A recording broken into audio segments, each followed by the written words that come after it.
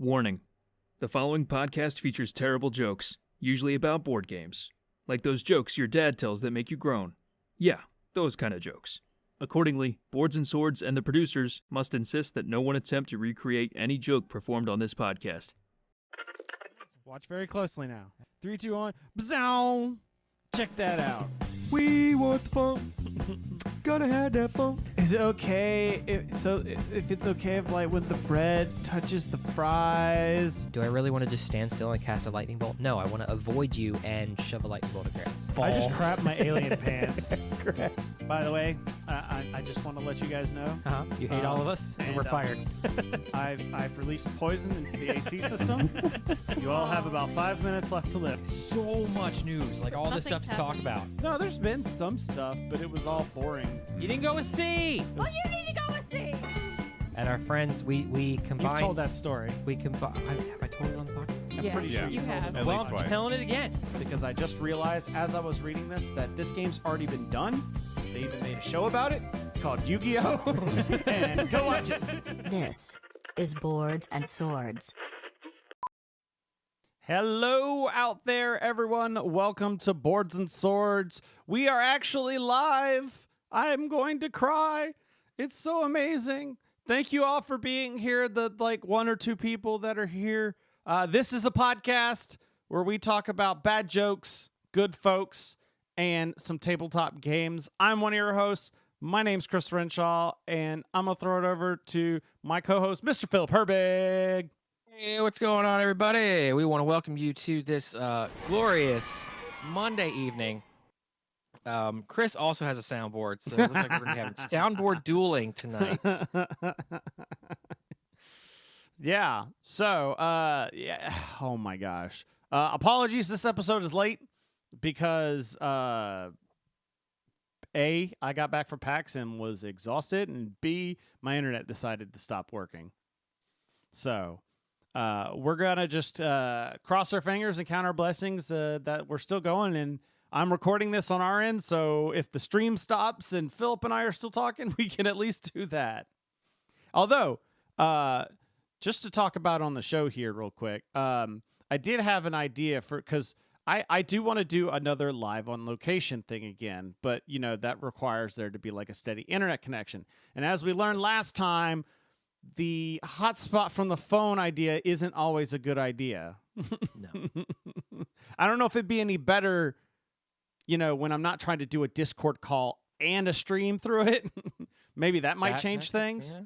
But I realized also we could always do a podcast some other day of the week, record it, and then we could just stream the recording on the stream time. So like we could do like a Saturday night recording, you know, so that maybe more people would actually show up, and then just stream it on the normal show time. Oh, and then we could be in the chat like talking. Yeah. I don't know. We'll see. So yeah. Oh, so we would do what Fantasy Flight should have done. Yeah.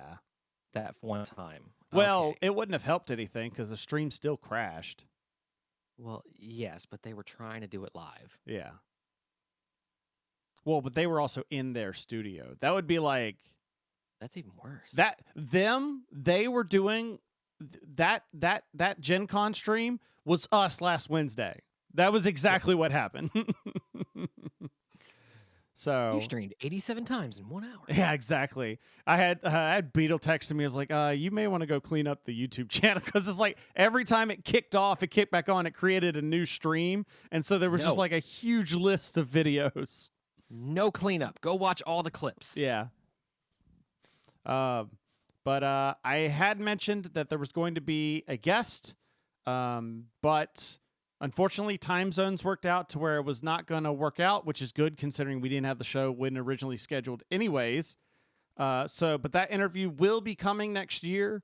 We're just going to do somewhat of what I said, where I'm going to record it offline, just that interview part. And then, you know, I'll play it during the show where it's like, and we're going to cut to this. And, you know, we can still record the other bits live. But that's enough of that. let's talk about the actual show. All right, let's talk about some news. Do you want to play it or do I play this? Hey, We that should have worked. both hit it at the same time. That's the good part is I hit them both at the same time, so the audio and the video synced up actually. At least on There we our go. end. If you're watching this live, it would sync up regardless. But on our end, sometimes it's off. So, all right. Oh, that's right. Hey, Philip. When the leader of GAMA, the Game and Manufacturers Association, steps down, would you call him a president of the board? Like BORED? That's the normal way. No. It's BOARD. Oh, you said RED. Yes. I wasn't. President of the board, like I'm bored. I didn't read the article. Anyways. Man, I didn't get anything. That's how bad that was. I didn't even get a here. There, at least there's not. So, I don't know why. I just always like to mention when these things happen, just like game industry news. I know nobody listening to this show cares about it, but it's become like a meme in the show that like we talk about how nobody ever stays on the GAMA board. They like always get like I've brought it up so many times on the show. I feel like I have to keep bringing it up. You know what I mean? Yeah.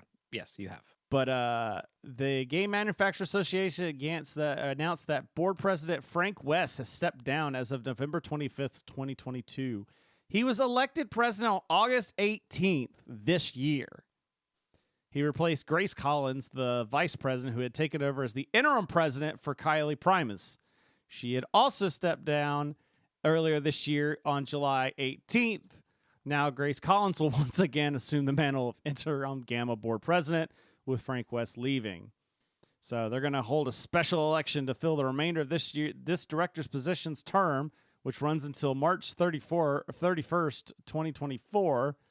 And members will be sent details about this process on November 30th, 2022. Like, that just sounds like a job nobody wants. It does. Like, I saw the title of the article was like, or I read through there like after 3 months, and I was like, didn't that just happen in Britain too? Yeah, I know, right? It's like being a drummer in Spinal Tap. Man, I feel like you give this to the person that's like acting up, and then when they act up, you just like whoever's like not holding their weight, you just do to them. Make them president. Make them president, and then when they don't do anything, then you can vote them out, and then like. They've disgraced, like, instead of, like, someone's just like, think of, like, your board of directors, and there's that one guy that's just sitting there. He shows up to vote, and that's about it. Well, you make him president, and then when he doesn't do anything, then you just fire him, and then he's off the board as well. There you go. And you're like, boom, I killed two birds with one stone. Or they need to make a board game out of this where they all draw names from a hat. Actually, no. I take that back. We're gonna do this. We're gonna do this Hunger Games style, where each director has to be offered up as tribute. Oh, there we go. And they're forced to compete in different, not to the death, but like forced to compete in various like maybe various terrible games, and we stream it. All right, we stream the entire process, and they all have to play terrible games. Like It's just Elimination Munchkin. That's what it is. Yeah. Well, no, like multiple terrible games. Okay. Super Munchkin. Like Munchkin would be level 1. Like that's what we're starting with. And then maybe we'll hit like Monopoly and maybe like Phase 10 and Uno with the correct rules. Oh. I think they would all just resign if it was like, oh, yeah, with the correct rules. No, we quit. We're done. All right. And we fixed a problem. Because clearly something's wrong. So, yeah. Again, most people that listen to this don't care, but I think it's hilarious. So March 31st, I'll apply. Can't do any worse. I know, right? You might have to move to Ohio. But don't you have a sister who lives there? Yeah, my sister and my niece are in Ohio. Okay. I'm applying. I tried to wash my car and use the right hose setting, but I missed.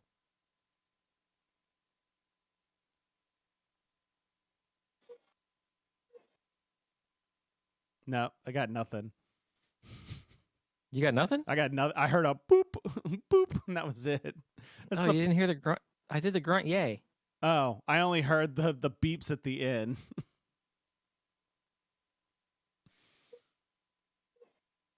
Yeah. Well, that's annoying. Yeah. Is it not playing on your end too? Oh well. Oh, no, it's perfectly playing on my end. That's the thing. Oh well.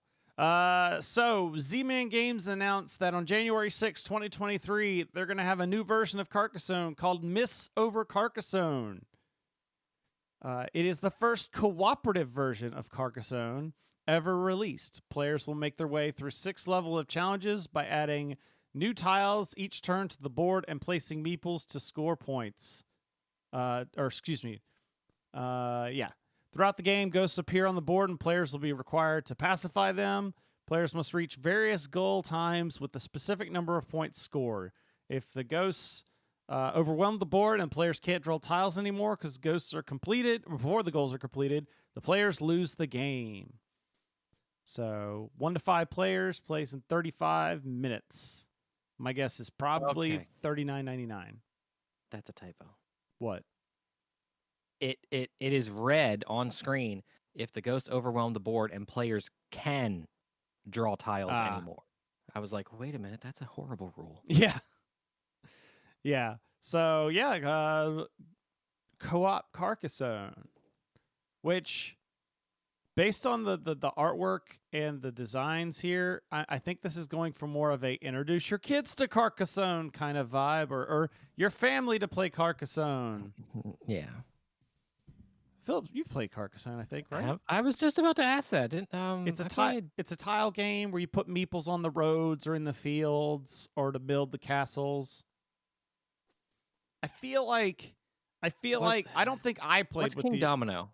King Domino. That's where the tiles are they look like domino shapes, and you're trying to make a grid. I haven't played that. I've played something. But I feel like But there's goals where you have to have the most fields yes, and the most fences and that like kind of stuff. each field is scored by the number of completed castles in there, and if you have the most power in the field, you get the field or whatever. Okay, then yes, I have. I feel like Colin and Cindy played it with you or something. Yeah. I thought I remember that. Yeah, okay, yeah, I played 5 ball. See, that one works. So yeah, I went to go use my phone, but it was busy making RPG characters. That's what I get for putting it on D&D. So Dungeons and Dragons evolves beyond races. New RPG game term will appear on one D&D book, which I really am praying that that's just a playtest rule or name, and that's not going to be the actual name of the thing. So, Dungeons and Dragons will no longer use race as a game term, starting with one D&D. They will be replaced with species as a game term. The term race has been used to determine the general ancestry of a character since the first edition of the game. However, the playtesters and Wizards Coast believe it's time to leave that term in the past. So, and they say it here, we understand race is a problematic term that has prejudiced links between real-world people and fantasy peoples of D&D worlds. The usage of the term across D&D and other popular IP has evolved over time. Now it's time for the next evolution. Which, you can kind of feel like, brah, D&D's being woke, brah. But also, if you think about it, race has always kind of been the wrong term. It has. Like, sub-race, when you talk about, say we're talking about, gnomes, you got, hill gnomes, and you've got, forest gnomes and rock gnomes. Yeah. Those are actually races. Like, the sub-race stuff that you get. Like, when you got wood elves and high elves and all these other elves, the dark elves or drow. Like, those are actually races. You are talking species here. Species is the correct form of it. these are races implies that they're all the same species, but they're different forms of the same species. So this is just being more scientific, or what's the word? It's not genre. I don't want to say genre. There's a way of categorically specific. There was a no, I don't want to say genealogy, but there's a word that starts with G that talks about this, the like assigning of stuff. Anyways, whatever.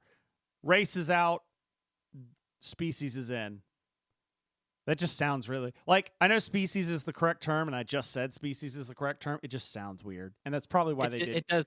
It's It probably does why they currently have sound it. weird. It's yeah. probably why it was race, because race sounds like it just sounds better. That like species feels like we're pulling out a science book.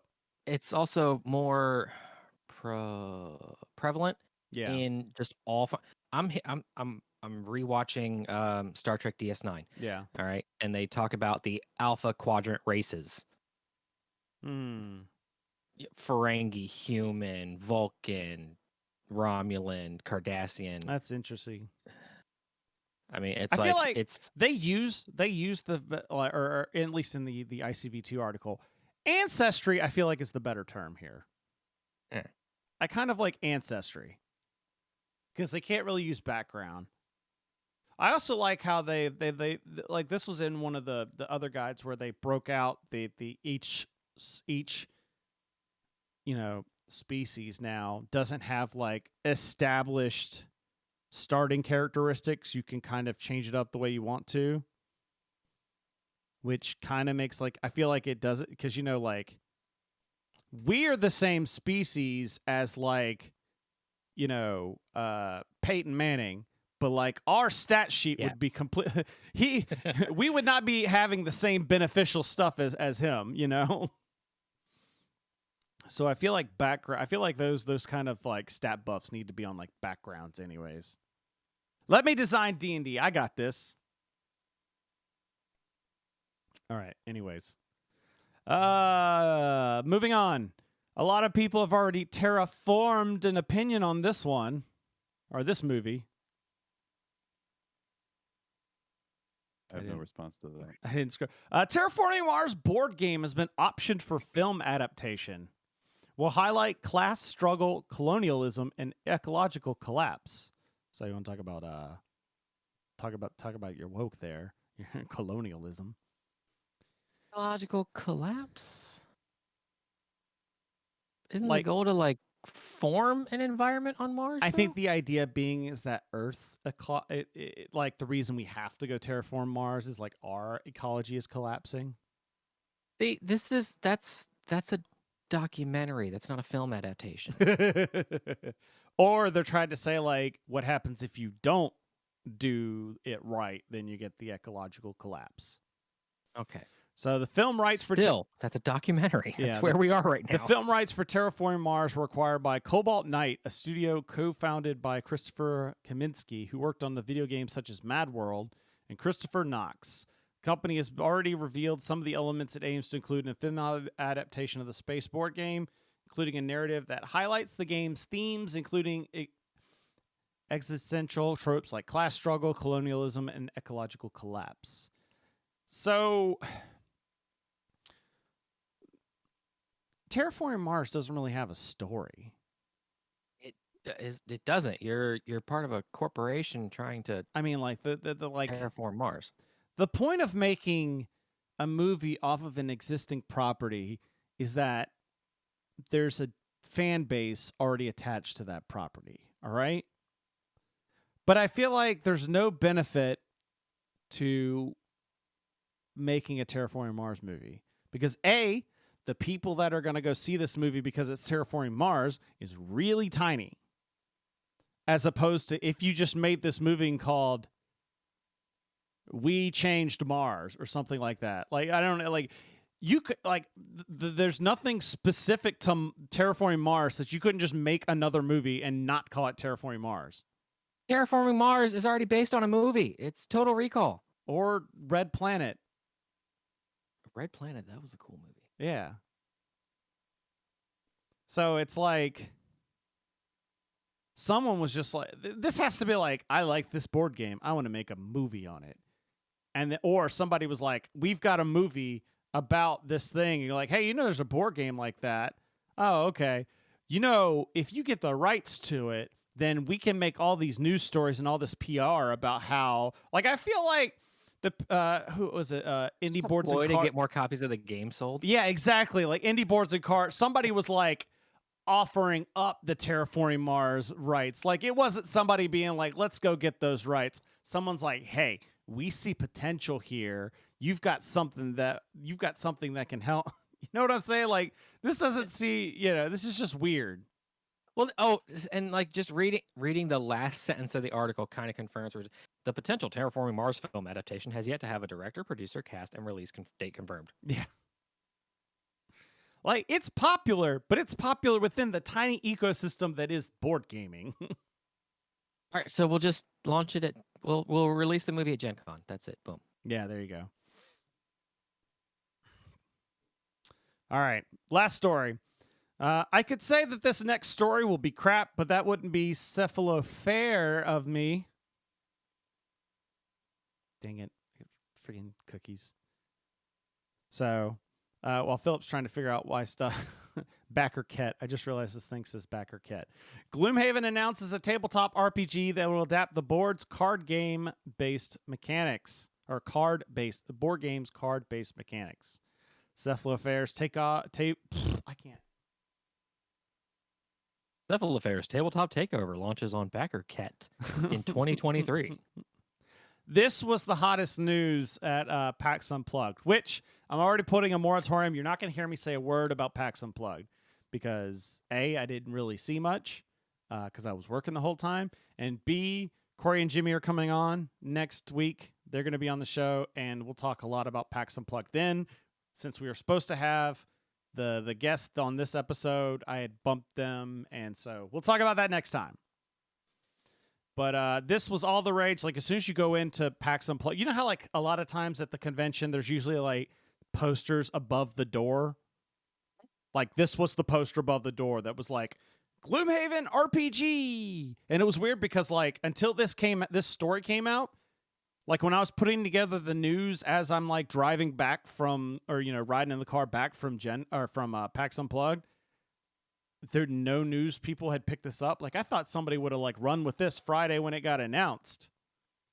So, they gave the announcement during the PAX Unplugged 2022, saying Gloomhaven RPG will give the players the tools and world-building elements needed to tell their own stories within the board game's original fantasy setting. The currently planned single source book will put a Gloom Master in the facilitator hot seat as they lead a party of adventurers through adventures that have the same sense of danger, mystery, and combat puzzles exemplified in previous dungeon crawling titles. And Asshoser40K says, I want to be a Gloom Master. I feel like everybody that's a millennial has already succeeded at being a Gloom Master. Now there's an official title. Yeah, it's true. It'll use this Gloomhaven signature card-based system, but Isaac Childress mentioned the addition of a third option that lets you perform great feats out of combat, but opens up a new dimension in combat, letting you swing from chandeliers, kick through walls, or even convince the bad guys to stop fighting. Isn't that just RPGs? Yeah. That's... Like... I get it. I mean, sure, if, like, I'm thinking, like, what's it called? Genesis or Star Wars, where there's, like, kind of an element built into the thing about doing those type of weird things, kind of. Unlike, it's not like a straight dice roll sort of thing. But anyways, that's weird. A third option. Wait, did they say the second? Frosthaven not out yet? It is being shipped right now, so people are getting it as we speak. Okay, because of just like it's like the upcoming sequel, Frosthaven. I'm like, that's been like 2 years now. Yeah, yeah. But that box is huge.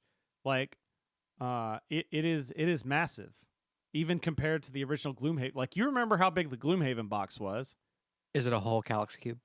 maybe if you turned it sideways and filled the entire depth, like the depth is what we're talking about. Yeah. Like, it'll be cross-compatible with all the previous board games, and they want to turn once those boxes to form as such of a two. I mean, this part is cool to be able to craft your own adventures where you've already got the tiles, like you're basically setting up a dungeon crawl, and then you're just playing that aspect is neat. I do like that. To where you don't have to worry about like maps or coming up with new maps. Like, oh, I'll just set up these tiles the way I want to. So, all right. And a lot of those tiles have probably been digitized on, online media, so you can, throw them up on a monitor on a table and boom. Yep. There was a live play demo. I haven't even looked to see. There's a live play demo, but I didn't even look to see if there's video of it online. I should probably check that out. That probably would be something good to do.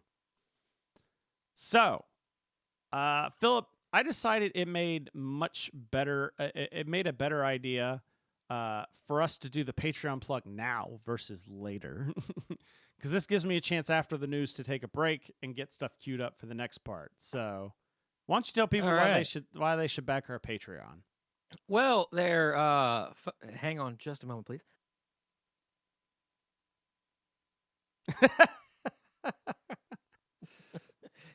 Patreon.com/boards and swords, boardandswords.com/Patreon. So before and after the show, Chris and I like to sit here, goof off, just sit and chat about the show and things we want to talk about in upcoming shows.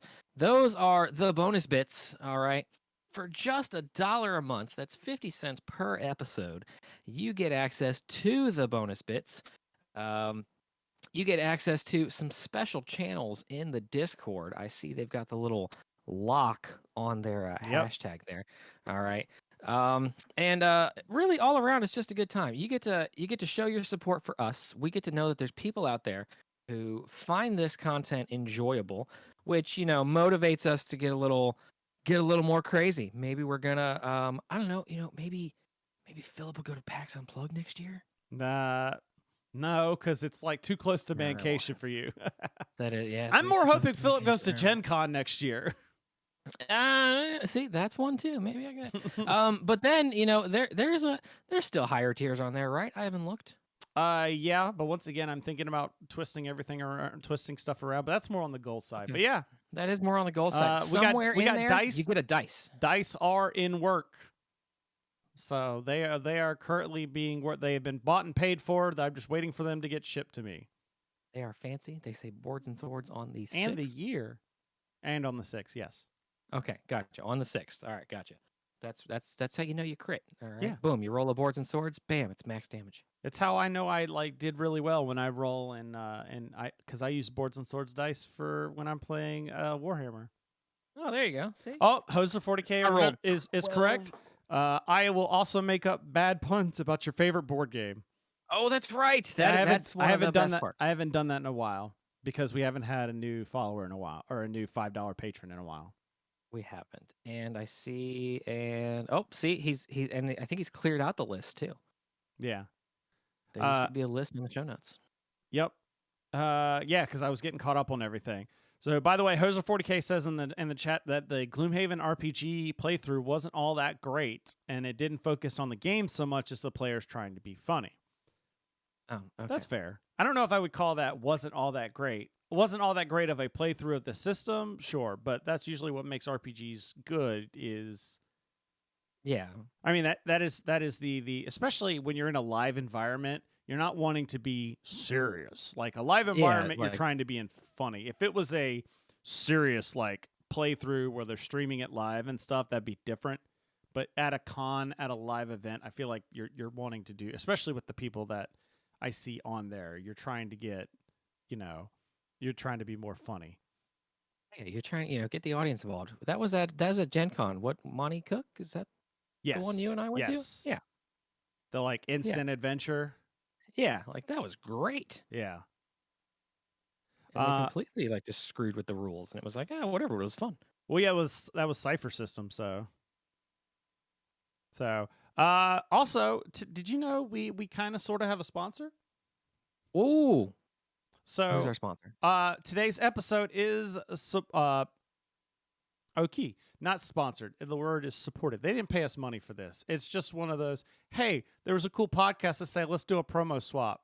And Okay. we'll talk about your show, you talk about ours. So I went and checked their podcast out. It's supported by Dum Dums and Dragons, because how can you say no to a podcast that's called Dum Dums and Dragons? That is awesome. It's a podcast where professional improvisers and comedians play Dungeons and Dragons for the first time. It's like Lord of the Rings if everyone was an idiot, which explains pretty much 99% of D&D games. That wasn't in the copy. I'm just ad-libbing that part. With professional-grade storytelling from award-winning game designer and playwright and a cast made up of Second City-trained improvisers, Dum Dums and Dragons is a show that will make you laugh and might even make you cry. So, if I didn't sell you, this will. During each of their adventures, these Dum Dums are joined by different special guest performers whose characters include Ranger, the Orc Warlord, Little Pim Pim, and the infamous not Peter Baelish, who looks and sounds exactly like Peter Baelish. And new episodes are released every Monday. So I sat down, I listened to an episode of it. You want to know what the best thing I like about this show is? It's an hour long. Oh, wow. It is only an hour long. There are so many actual plays that's like, we're going to do a 3-hour show every week. And I'm like, I ain't got time for that. Like, sure, there are plenty of other shows I listen to that are that much, but it's like, I can only listen to so many like multi-hours a week podcasts and shows. So it's like, Yeah. I'm not keeping up with Critical Role or all these other things. But an hour a week, or hour a week, I could do that. I'm just flipping through some of the 285 episodes. Yeah, they're on their like Um, 6th season. They're on their 6th season. Mm-hmm. 5 of those episodes are previous season recaps, which that's whatever. So 280 episodes. One of them's called "I Haven't Killed Anyone Since Yesterday." And the show actually started off by them playing that Lost Mines of Fandavalier, the original adventure where you got killed immediately in D&D 5e. Yeah, that one. So that's the adventure they start with. Nice.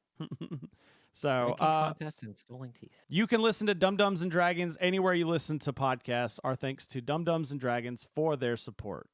So, yeah. While we're talking about support and stuff, we just talked about Patreon, and as we go into there, so if you've not been listening to the video show, one thing you will notice is that, there we go. If you listen to the video show, you'll notice that I've gotten good at throwing up this like PowerPoint up here and doing some images and to kind of narrate how I'm doing it. It's not a big, huge deal. It's just something really nice that I could just go like, blah. Actually, no, it's this way. Blah. And it's just to something. So it's not just me and Philip's face on a screen talking. But I got to thinking that I could use this in better ways. Well, not better ways. I could, this brings in new possibilities.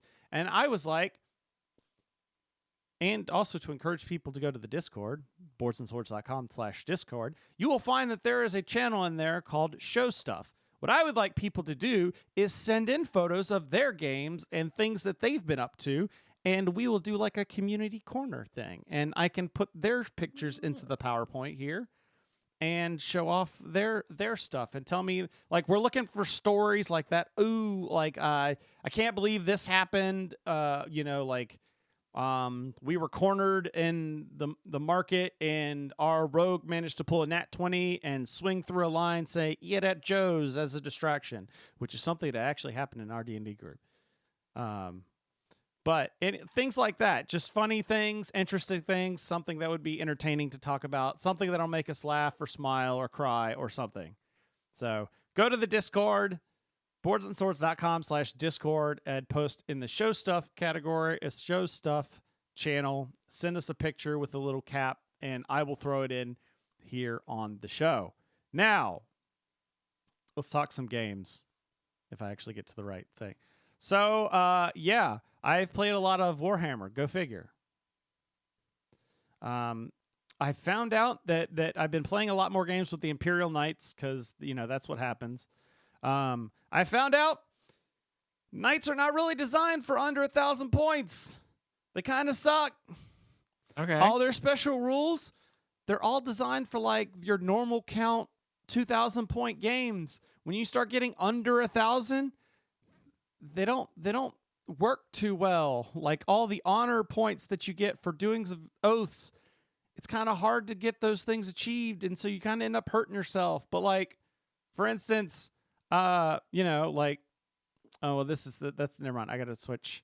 Yeah, so like I've just been playing a lot of like close to 1,000 point game. This was actually a 1250, I think, which ended up being like 4 or 5 armigers and one of the big guys, and just all the armigers died, and I'm pretty much just left this one big guy getting assaulted by a bunch of Sisters of Battle. The only reason I ended up I didn't even win that game. I tied it. I just tied it because I managed to because a lot of the scoring was happening at the end. And I moved all the points that were going to get scored on to the big guy because he had the most health, and I killed all the stuff. I killed all the stuff on the other person's team that had all their points. So they got a lot of the points during the game. I got a lot of points at the end of the game. And Hoser 40K goes, aren't a lot of GW armies like that. Not so. I feel like Grey Knights was a lot different. When I played Grey Knights, it was actually, like their stuff actually worked. But you'll see what I mean here in a minute. Like, first of all, you've got the thing that they're just big, so they cost a lot. So let me skip through here. All right, like here. I had to play 2 750-point games. My smallest amount of unit that I can do is 150. And the way the 2 750-point games, they had to be like, you're dividing your team into groups and sending them off. So I couldn't, if I put like somebody in group A, they couldn't also be in group B. Oh. So like the first game, I had 4 of these armiger guys that are these tiny guys. And that only adds up to like 660, but I don't have anything for 90 points. So I played that. They all died really quickly, and not really quickly. They one stayed standing, but I didn't have enough units to cap points because if I was trying to capture points, I couldn't shoot because you can't do anything else other than just capturing those points. So it's like, dang it, I need to get some points, but I also need to shoot the things that are shooting at me. And then the second game, you may be like, man, that's just a small cutaway of the battle. There's the one big guy and there's the one little guy. No, that was the only thing I could field. It's 2 figures because this guy's like 500 points and then 150. So again, we're at like 650. So I'm not even getting the whole 750 because there's no way for me to, because I already used 4 of the armigers. I only have 2 left. So the only way to feasibly put a team on there was to have these 2 things. I actually tied this game, surprisingly enough. Not sure how that happened. Honestly, I think it's because the guy was going for the kill and really wanted to kill this big O guy, and he kind of focused on the big guy, and it did die. Meanwhile, the tiny guy managed to score enough points to kind of keep me in the game. Okay. So, Knights. Not great at anything above 1,000. Cool. Like that 1250 game wasn't so bad. But yeah, cool. So I flipped through a bunch of stuff here. We had this next picture. This was my bag for Black Friday because we haven't recorded since Black Friday. And I was like, okay, I'm gonna be spending like all day at the game store playing games, but I don't know what people are gonna want to play. So I just kind of loaded up everything that I could potentially want. Anything that pretty much was not a Warhammer game. I don't think I brought any Warhammer games that day. But I did get to play a lot of Resident Evil 3, which I'll talk about later. Oh. But we also had Thanksgiving. Nice. Thanksgiving, the greatest holiday ever. So I got the photo up here. I basically played my Imperial Fists Heresy army in 40K because I have these 2 massive tanks now, and it let me bring those. It was great. So there's the grocery store that we used a bunch of Necromunda terrain. You can't see it, but there's a turkey meeple in the center there, and everybody had to go. Last time we made it so there was a door on either side of the grocery store, but it meant the people that were sitting right next to the grocery store were right next to the grocery store. So I was like, hey, man, why don't we put like a warp point in the center of each table so everyone is equidistant from an entry into the battlefield? And so that's what we ended up doing. And then one guy managed to score really quickly because he got in, and there was kind of this like standoff going on in there because like nobody wanted to attack the other person, and everybody else was kind of like outside, like, okay, we're just gonna shoot him when he comes out with the turkey, right? And then finally on like turn 3 or 4, he managed to like hop out of the grocery store into a vehicle and off the board in one turn. Oh wow. Yeah. But it was also, we had this kind of alliance going on where it's like, nobody's going to fire till he gets the turkey out. And so like, I started trying to like send my stuff the opposite way, but my stuff was slow. So I couldn't get it. I was going to try and go around and just start causing. I was like, I don't know if I want to like get around into this massive fire. I just want to go start some chaos. So I was going to go to the other side of the board and just start shooting their stuff in case somebody went off with the turkey that way. And so, yeah, it was chaotic, but it was still fun. Always fun. Mass battles are fun. Let's see. Whoops, wrong button. Let's see what else we got here. What else? All right, last I'll talk about Warhammer, I promise, is I bought a new army box. They had these Battle Force boxes, so I bought myself an early Christmas present. These are the Thousand Suns. They're basically like the evil versions of my Grey Knights. And then this here is Magnus. Basically, the Emperor made them to be very psychically active, and then they started being very sorcery based. And then the Emperor and everybody else is like, no, don't do that. And they're like, what are you talking about? This is what you made us for. And he's like, that's bad. And then the Magnus here, before he became all demon-like, found out Horus was going to betray him. And he's like, I'm going to go warn the Emperor, but the Emperor is locked in his thing working on something. I'm going to psychically break into it. And he messed some stuff up, like real bad. And so the Emperor's like, go get him and bring him here to face trial. And Horus told the guy and says, the Emperor wants you to go kill him and raise his planet. And so, yeah, they became all demon-y and chaotic instead. So I made this demon. This is Magnus here. He's got lots of pointed bits. So when I was putting stuff together, I ended up stabbing myself in the hand. So blood was sacrificed, and I'm pretty sure I've committed some sort of ritual now. There we go. So now you'll never lose. Doubtful. Because those 2 games I played were after that. And I did lose one of them. Because you didn't play with him. Okay. Well, they tell me in 40K this is actually a terrible model because it can't hide behind anything and everyone just kills it immediately. Oh, yeah. But can things hide behind it? I mean, sort of. Like everyone's gonna be busy killing with it. That you could do whatever. There you go. Like that's your use case. That's your bullet sponge. But this will just be fun to paint. I don't know. Again, because I'm thinking since they don't have like the Primaris Marines that you see now. These are pretty much the same as when they were in Horus Heresy, except for their armor's red versus blue for a very different lore reason. And so I'm tempted to just paint these up as Horus Heresy and use them in Heresy instead, because I have a lot of fun with that game. But yeah, in case I ever do, I've got a demon. And I had to say this because like literally the day I pre-ordered this box, there was a balanced data slate or a meta watch that came out, and it was like Tzeentch, that's the Thousand Suns worship Tzeentch. They're like, Tzeentch is currently winning 70% of the time, and like with 60% of the time, it's Thousand Suns and Tzeentch. So it's like, I just want to say that I've talked about playing Thousand Suns for a while. This is not because of the meta watch.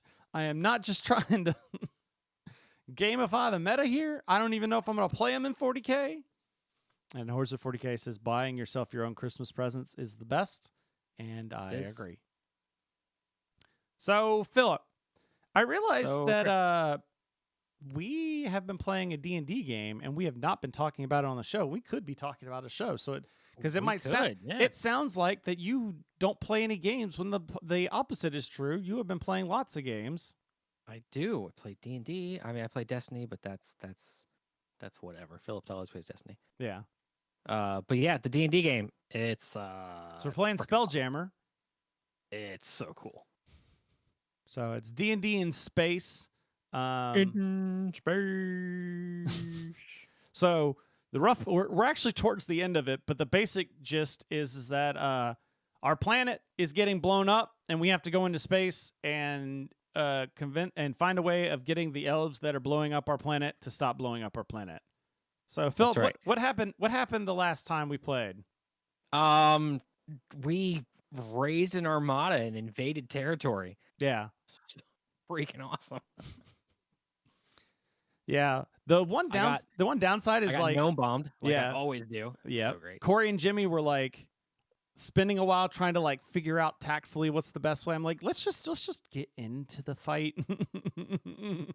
I was getting a little barbaric there, but I don't know if it's something about my character. I've just not been feeling the role playing. I've been feeling more of the let's get into combat. Maybe because I min-max kind of my character, that I'm just like, I just want to shoot stuff. I just want to punch stuff. Just let me punch stuff and not get punched. You just want, and that was, and like thinking back on, I think even you were sitting there at the end. You're like, I should have just ran away. I should have taken the opportunity attacks that would have missed anyway. Yeah. And gone and killed that thing that was killing me. Yeah. Yeah, So 'cause you're at a 20 now. That's ridiculous. No, I started at a 20. I never changed. You started at 20 I started AC? at a 20 AC. That was the Ben maxing, is I've started at a 20 AC. Who takes improved initiative? Not this guy. My initiative that guy. is 0. So yeah. Was So- that just like armor and traits and stuff you got the Yeah. 20 from? Okay. All gotcha. the artificer stuff that like you can like enchant your armor to give you +1 armor class, and then choosing the right armor itself that was more defensive and stuff like that. Okay, that's right. Yeah. And less stealth. Clank, clank, clank. Yeah, exactly. That was actually I do like the way we're getting into like it was like, hey, yeah, I called the treant that's part of our tree and it was like, hey, throw me. Just throw me out of the mist. Yep. And yeah, so we attacked. We decided to go attack one of the ships that's got the lead commander on it, and we're like, we'll take him out, and then it'll be all good. And then, sorry, I'm getting a message. It was like, are you podcasting?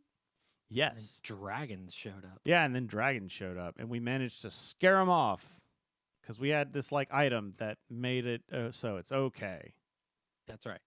But I thought if anyone that I ever played D&D with, they would know this kind of inside joke we had where. So we finish off like a bunch of the guys that are on the top deck, and we're going down to like there's a whole bunch of rooms, and we have to do that. Like, is it this door? Is it that door? And I open up the door, and I'm like, fine, I've got the 20 AC. Just let me go in. I'm not gonna like sneak in. I'm just gonna like, bam, I'm here. And I do that, and there's 4 people staring at me, and I'm just like, I just said, I closed the door.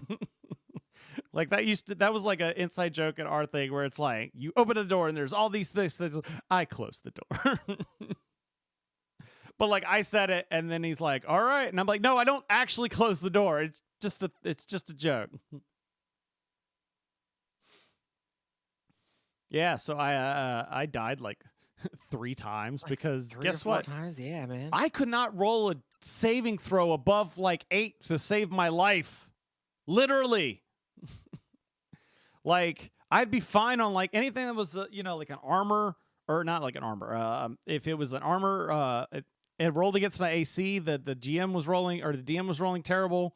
For my attacks, I was rolling just fine on my attacks. But when it came to time, it was like make a dexterity saving throw, or make this kind of saving throw, or that kind of. It's like 8, 3, 2, 1. Like all these like low numbers, and I was just like, son of a man. This sucks so bad. All right, we got to bring him back to life. It was great. Multiple times. Multiple times. That's right. Hi, Mike I'm just sitting there thinking, like, we're not going to get a long rest out of this. Nope. Why do you think why you guys like ran out to go to the deck or whatever? I was like, I'm gonna stay here and I'm gonna cast, because it was like, how long can I use? It's like, oh, you need a short rest to be able to use your hit dice, which is an hour. That's bull. I wish it was 5. We're not gonna get that it used either. It used to be 5 minutes. Yep. They changed it 5th edition to be an hour, which I guess makes more sense technically. But I liked it, so I was just like, fine, whatever. I'm gonna use my last 2nd level spell and heal myself up, because I only get like 3. That's the downside of the Artificer, is you get to use magic, but not a lot of it. Like Mike and them have already gotten like level 3 and level 4 spells, and I'm still just up. I have 7 spells total right now. I have 4 level 1s and 3 level 3s. If you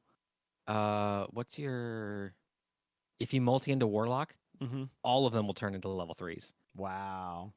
Because that's the whole pact magic thing, is everything casts at 1 level. Oh, okay. And it's your highest, yeah. That's neat. So all your spell slots convert to... because you can always cast stuff at higher level, but you only have so many slots. That's neat. Yeah, so you'd be running around 7. What? How many do you have total? 7, yeah. 7 total. Yeah, so 7 level 3s. No, it'd be 7 level 2s. Or level 2s. Excuse me. Yeah. Oh boy. All right. Last thing I want to talk about here. Have you heard the fallout from the Hasbro Fireside Chat about the 30th anniversary? No, I haven't. Is this new? I mean, I heard. I mean, we talked about on the show the the $1,000 booster packs and everybody getting upset about that. And then there was the article we talked about last time where like they downgraded Hasbro's stock based on the fact that they're overprinting a bunch of stuff. But I guess if there was a Fireside Chat stuff, talk about it. All right. Well, dang. Now I need it. Now I'm curious. Oh, that they're destroying Magic. Oh. I did see an article pop up about that. Gotcha. No, but I did hear the thing where they were like, I think Beetle posted it in the Discord. That's like D&D's being under monetized. I'm like, because the nature of D&D is that only one person buys most of the stuff. Yeah. Like kind of the whole deal about RPGs there, Slick. So, last thing I want to talk about before we go, and I'm gonna actually kick this over to BGG because I don't have any good pictures. Is I finally played more of the Resident Evil 3, the board game. So it's like Resident Evil 3, the video game, the board game, the flamethrower. This is from Steamforged Games. This is the second one I think they've done, because I think they did 2 first, and then they did 3, and then I think they went back and did 1. I think, but. The one actually on screen here, I think this is a Kickstarter version because it's actually got doors, and mine did not have doors. It just had tokens for the doors. So maybe that's an add-on or something you can get. But this seems like actually, because I was going into this, I didn't play the video game Resident Evil 3. Of any of the Steamforged games I've got, I've played none of the video game versions of them. But I was just curious as to like, how does this... For someone that's not interested or that hasn't played the video game, would you be interested in all in the? That's the kind of the direction I'm bringing to this. Is I've never played any of these games, but would you buy these? And I have to say, I've played at least a little bit of. I've played a decent number of zombie games. I haven't played all of them, but I will say, this is probably the hardest freaking zombie game I've ever played, and probably holds true to the IP in that direction, because so the gist of it is pretty. I mean, it's pretty it's standard. All right, you have a whole bunch of tile, like you have a book that lays out the map for that whatever mission you're doing. You can do them all individually, or you can play in the campaign. In this picture over here, you can see like here's all the locations. Like you start off with all the ones on the left unlocked, and as you play them, you find items that unlock the other ones. And when you get these 4 key items, which are probably on this last row over here, you unlock the top 2, which are the bosses. So very similar to like kind of like a video game where like you have to go down each room or each section of the map to find the things you need. But you get this. The book tells you like, okay, here's all the stuff, here's all the doors, here's all the all the zombies, etc., etc. So on your turn, you get 4 actions, which can be things like, this stuff is pretty standard. It's, I can attack, I can open a door, I can move or trade items, etc., or use an item, etc., etc. And then you'll see there's all these like colored tokens on here. That represents kind of the unknown bit, like you're stepping into a thing, but you don't know exactly what's going to happen. So like when you first step into a room that's got one of these colored tokens, you roll on this, you roll on either whatever color it is. So if it's yellow, there's a yellow chart. And if there's red, there's a red chart. And it's different for each mission. And so it may be like, if you roll really bad, it's funny because if you roll on the yellow and you roll the worst option, you actually bump down and roll on the red chart instead. Oh, wow. Or it'll be like there's just a corpse, which there's cards that turn corpse into zombies, or maybe there's 2 zombies in here, etc. But that's not the hard part. What's the hard part is the combat in this game. So by default, everybody starts off with a knife, and a knife gives you 1 die to roll. A handgun gives you 1 die to roll. To roll multiple die, and most of these guys only have like 1 health.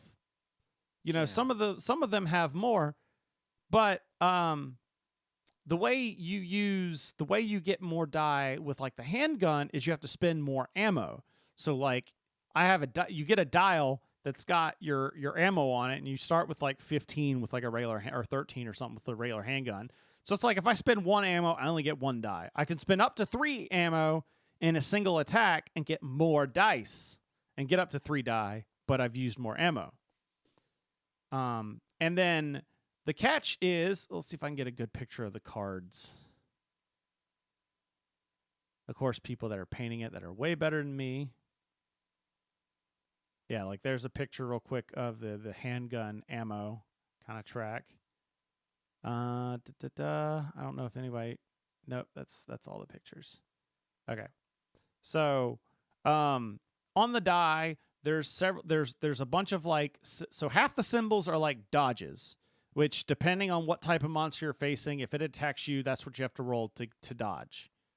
The bigger the monster, the harder it is to dodge. Like one of them, you can dodge anything. One of them you need like for 2 of the small things or 1 medium thing, etc. But there's this kind of like, it looks like a bullet firing. There's that symbol, and then there's the explosion. And the explosion is only on like 1 side of the die. And the explosion is the only thing that actually kills them. Oh. The little bullet blast thing, that just pushes them a square. So sometimes there'll be 1 zombie, and you're unloading like 8 things into this guy before he finally takes that 1 hit and dies. Yeah, that's And meanwhile, every time you attack, all the zombies get an action to move forward if they're on a tile that's linked to yours, and like all the doors are open. So yeah, it's really hard in just the kind of scarcity nature, not like as in a difficulty of the overall scenario, but just you run out of resources real fast. And so like by the end of it, you might be just stabbing with a knife and hoping you don't die. That's because like the video game, there was scarcity of ammo. Yeah. But if you aimed at a zombie, you hit the zombie. Right. Not just knocked it back. Okay, so I'm looking at the tiles. So like the edge of the tile constitutes a wall. Like Yes. you can't see. Okay, Correct. Gotcha. That's when I And say then- linked tiles, I'm talking about like the doors. Like when a door's open, those tiles are now linked. Well, because I'm also looking like there are walls on the tiles, but that's internal to that specific tile, right? Correct. Okay. Yep. All right. Because I was looking and I was like, Because there's specific. This picture's got specific wall miniatures, kind of that it's adding to it. well, because like the 2 doors sort of to the left of that picture, I was Yeah. like, there's a gap you can just walk through. Yeah. But no, those are separate tiles. So there's an implied wall there. Okay. Exactly. Mike Hargis has Resident Evil 2 and 3 in late pledge for number 1. So I mean, I like this game. The way that they do the campaign is really cool because like you can find stuff to make your characters better. Like there are rocket launchers in this game that I know you can use, and those are going to have different dice profiles. Yeah. I think the only thing, like I said, the only thing that sucks is like what you're saying. There's no way to like. I feel like there should be a aim action where like if I take an action to aim, I get 2 dice, and I don't have to spend a second ammo. That would, yeah. That would make things a lot different. That would be like really helpful. In fact, I may just implement that rule myself. There But you go. whatever, it's my game. Screw off. But yeah, that's the only downside. But it's a really good game. I do enjoy it. As far as zombie games, it brings it's not just another generic zombie game. It is bringing something different to the table, you know? And especially it's got video game. It's even got video game like mechanics where I think I mentioned this before. There's an item box that you can dump stuff in that will then be on every map. So like whenever you get full of stuff, you just hightail it to the item box, unload everything that you don't need at the right moment, and then like screw it, I'll look through it later. And then yeah, is it? So I see a typewriter mini. Is that like? Can you save? So yes. So I haven't run into this yet, but and some of this must be like extra 3D printed. I don't know if some or either that or it's an add-on maybe. Probably Kickstarter exclusive or something. So there's a deck that has like all because you know in a lot of board games, especially co-op games, there's like you go, the enemies move, and then the board does stuff, right? Yeah. So in this game, the board doing stuff is like a deck of cards where like when you start off, most of them are like all clear, and then like a third of them are bad. Mhm. And then as you play along, the deck gets full of like other bad things that can happen and whatnot. Well, in the intro games, when that deck runs out, you just shuffle it and keep going. But once you step out of the intro, the couple of starter zones, when that deck runs out, game over. What the typewriter thing does, and there's like these real things, is it allows you to shuffle that deck back up. Okay. So the basically, ink ribbons. so it's kind of like a save. It's giving you more time. Yeah. Yeah, it's actually ink ribbons, what it's called. Yeah, that's Yeah. the token in the game that you get if you don't get the. I just have the retail version. Okay. Oh yeah, that was one of the I don't know if they started it.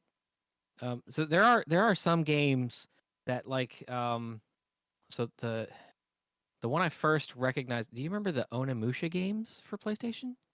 It sounds familiar. Yeah. I think my So friend there played them. You had a rank like how well you did in the game based off of how many times you saved the game. And that was and then my first playthrough of Onu God, like 80 100 saves or whatever because it was like anytime I did something big it was like oh run to the save point and save and then you finish the game with like a D ranking and you're like what I did really awesome, what are you talking about? But so then I started like. And one of the times because when I pulled my PlayStation up from South Carolina and had Resident Evil 2, I think. But yeah, I'm going through and like I'm doing all this stuff. So I've got like, I've only used like 3 saves, and that's because it was midnight and I had to turn the damn game off. Yeah. So it's like I'm running around with all these ink ribbons. I don't know if I honestly don't know if that game had that mechanic for like how well you did based off save things. But yeah, like the ink ribbons. So like it's neat to see that they brought that into the actual. Oh yeah, it seems like they've done a pretty good job of the video games because that was the thing. It's like man, they just keep pumping out a bunch of video game, this board game, this the board game, that the board game. Like I've got Dark Souls, the new Dark Souls core set that just came out.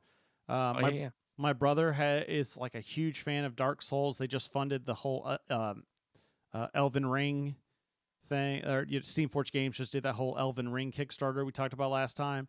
So my brother's a big fan of Elden Ring and Dark Souls. He made me promise not to even open it. He wants to be there when I open it. Oh wow! Yeah, to get that, I guess, that new board game smell or whatever. Okay. but just he's like, and he usually doesn't play board games, but he's excited to try this one out and see how the mechanics line up. So I'm interested to see how that goes. So maybe in the first episode in the new year, we'll have some talk about that. There's a Destiny 2 chess set. Oh, are you looking to see if there's a Destiny video? Yeah, I typed in Destiny 2 board game. There's a World of Warcraft one, but it was done by Fantasy Flight, actually. Okay. Destiny board games. Let's open up that. That's on Bungie.net. That's official. No messages yet. Okay. Cool. All right. So this is the time of this is our third section of the show, and normally I would have some sort of game show here, but I've not been having the best of luck at some of those recently. So I thought let's bring back one we haven't done in a while, and I figure we should get back into the whole like playing games that actually exist, like all them party games that you can do. Okay. All right. So I have here, but wait, there's more. I talked about this, I think, at a D&D night or somewhere. I talked about this. So what we have here is this is a game with the basic, or it's a bunch of pitches, and then there's a bunch of different features that we're gonna get. So I'm gonna throw you. Let's see, how is it? Is it how many cards? I think you get 2 cards. Not that we're playing by the actual rules. Yeah.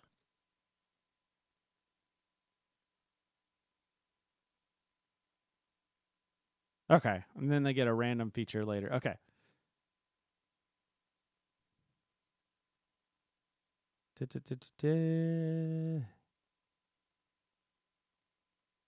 Oh Lord, I forgot that was a thing too. All right. So Philip, would you like to go first?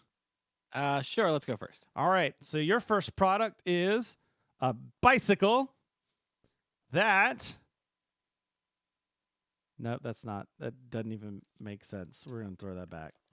Oh, okay. So you're going to have to pitch to me, commercial style, a bicycle with a reflective surface. A bicycle with a reflective surface. All right. All right. So, oh God, Philip, that got dark quick.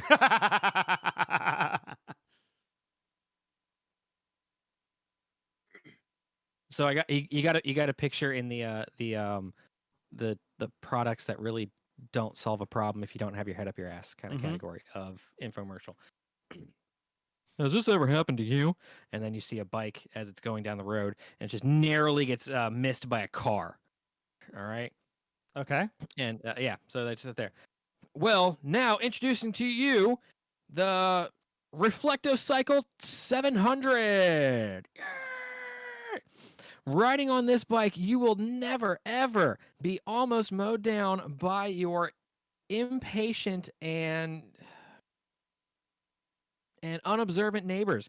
That's right. Due to our special quantum mirror technology in the finish paint of this bicycle, this will find every sliver of light that is coming from any source anywhere within a 3-mile radius of you and reflects it back at 18 times normal intensity.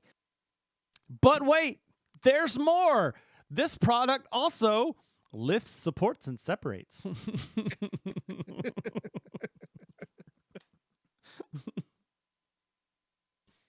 That is the actual card. That's the card. Right. No, I like it's legit. It says lifts, supports, and separates. Lifts, supports, and separates. All right.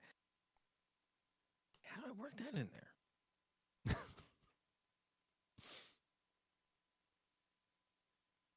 Philip had me at quantum mirror. That's the new buzzword for this like holiday cycle. Quantum. Yeah, quantum. Everything's quantum now. I don't have anything for that last one. We've been stumped. We have. We've been stumped on that. All last right, part. my turn. So I have to talk about a fridge that expands on contact. Philip, has this ever happened to you? Have you been like going to put like Thanksgiving? We just finished up Thanksgiving, and you got all your leftovers, but you expected a bunch of family to come over, but your aunt and your uncle are divorcing now, and so nobody's showing up at Thanksgiving, and you made this big, huge feast, and only a little bit of it got eaten, and oh my gosh, I got no room in my fridge now. But what if your fridge could just expand if you just push the back of it? It's the TARDIS fridge. It's bigger on the inside than it is on the outside. You can shove all kinds of stuff in there and it'll just keep going. It's called, or actually, we're going to call this the fridge of holding. It's the fridge of holding. That's You just better. open the door and throw shit in. That's better. Yeah. But wait, there's more. This fridge also allows you to control your electronics from your couch.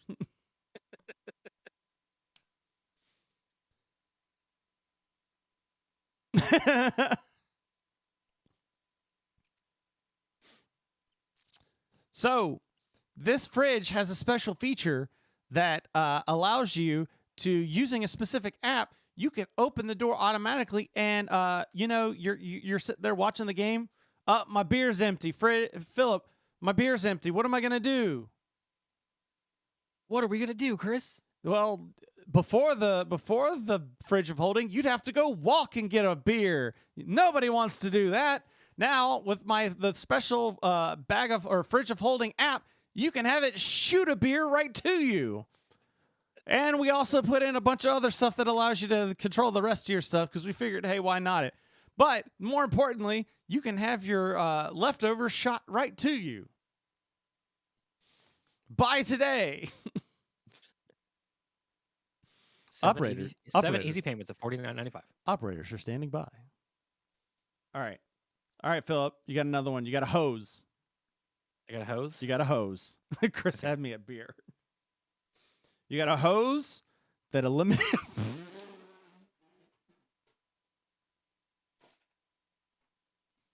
That went in a dark place real fast, but it's a hose that eliminates awkward silence. That's just an edit button. That's A hose? what? No, that's just Oh. you're gonna edit this all down and like all the quiet parts. That's just Heck yeah, that's the benefit to the podcast. right click. The podcast gets all the awkward silences removed. Right click save clip. Right click delete. Yeah. A hose that eliminates awkward silence. Yep.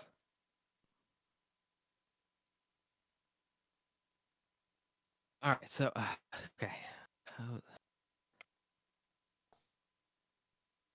Well, I can tell you right now, it's not working.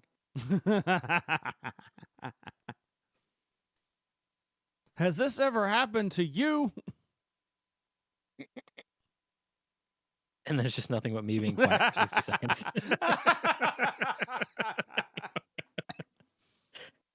Then I'm picturing like a hose that's really flexible, and it just like the guy brings it up, and it's just like when you wave it in the background. Okay. All right. No. So got it. All right. Has this ever happened to you? And then we just have to imagine that there's 60 seconds of nothing. Okay. Well, don't worry. Now, with the new hose of silence. Now, don't be misled by the name, because the hose of silence, all you have to do is take it out of its ventilated carrying crate. It's a 12-foot boa constrictor. Hey! But wait, there's more. It also comes with an LCD screen. With Hose of Silence, you will always have something to talk about at parties, if you can be heard over the screams of all your neighbors.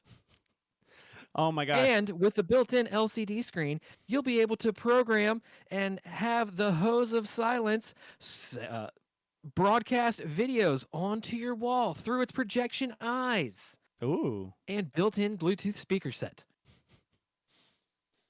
And then you like tap it, and it turns into a stick. It's like Moses, where he like threw down his staff and it turned Oh yeah, into. there you go. Little tap. Actually, I just had the funniest idea for like how this commercial actually would go. Okay. Has this ever happened to you? And it's just a clip of me telling one of my bad jokes, and then there's that awkward then pause nothing. afterwards, and then Philip shows up like, now we have the Hose of Silence 3000. It's just you with like a fire hose that's got like the lever, and like you pull it on, and it just like pushes me away. Like I'm like, ah! and it just like throws me all away with water. Need you in a rolly chair. Yeah, exactly. Well, I'm in a rolly chair. Oh, there you go. Yeah, I'm already in a rolly chair. All right, my turn. This will be the last one. I promise. All right, so I have to do. Subjected our viewers to this enough. I have to do a drill. Oh, also show stuff. You could send us a thing. Let us know of other, because I need to just go to the Target and just find like all those games up there that do it. Yeah. That's like, who's the worst at blood, or would you rather? Like some would you rather stuff would probably be really great. Oh yeah.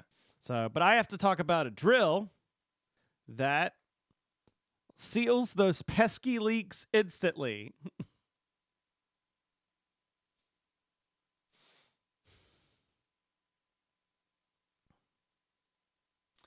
It's kind of like the opposite of what a drill's for. It's the I turns gotta, a pesky leak into a major distraction. yeah.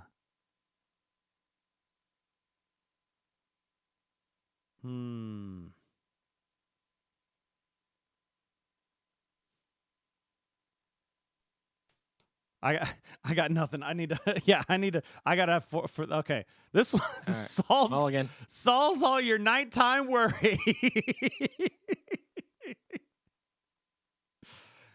But then there was this drill, and she was like, "There's no way." So now we have the Psycho Drill 3000 has been infused.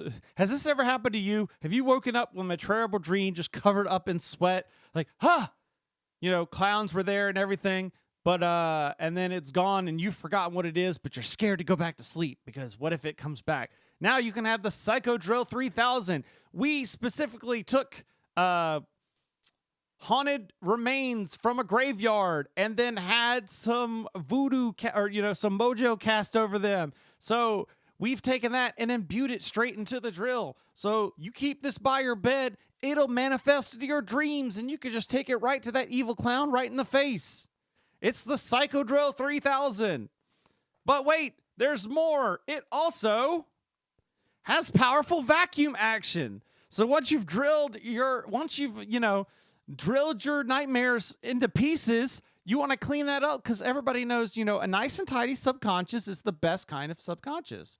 So then it's also got powerful vacuum action to just suck up the pieces of your nightmares, and then you'll have much more restful sleep. You don't need to order because operators are already haunting your nightmares and delivering them to you. We've already charged your bank accounts. What is Amazon? We're already in your house. Yeah. The drill is coming from inside the house. So there you go. But wait, there's more. We were not nearly drunk enough to be playing that game. Yeah. Well, technically in the game, you're supposed to have like a minute to think about it. Oh, okay, there you go. So like you're not supposed to on the spot kind of do it. But we're improv-ing here. This is just improv comedy here. It's So improv something. all right, it's time to roll that beautiful bean footage, which I have now. That's right. Something. There we go. That's been our show, folks. If you like what we did and you want to see us live, you got to go to boardsandSwords.com/live. That's got the schedule and the links to our live streaming channels. Check us out most every other Monday. I've been good at keeping up the schedule whenever we have an issue. Whenever we have an issue, check out that calendar. It gets updated. All right, send us feedback. Show stuff in the Discord channel, boardsandswords.com/Discord. Send us some pics of what you're doing, and it'll help fill that awkward silence. So you can also email us, feedback@boardsandswords.com. Facebook, I'm doing a lot of stuff on Facebook these days, @BoardsandSwordsPod, @BoardsandSwords Chris on Instagram, and until it explodes in a raining fire of death, it's @BoardsandSwords on Twitter. So you can also, boardsandswords.com's got everything we do, all links to everything, like our Patreon. Check it out, help support the show. We'll be back in 2 weeks. No, actually, no, we'll be back next week. This show's late. We'll be back next week with another episode.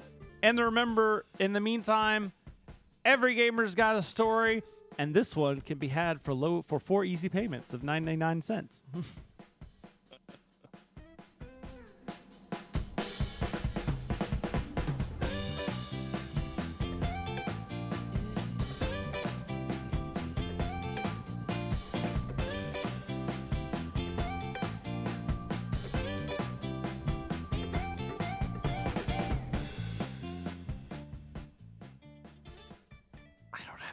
Set up, so I have to do it manually on my tablet. Just clicking down the clicking down the thing. All right. Thank you, everybody. Thank you, host of 40K, for saying it's a fantastic episode. I appreciate that. That means a lot. So, good night, everybody.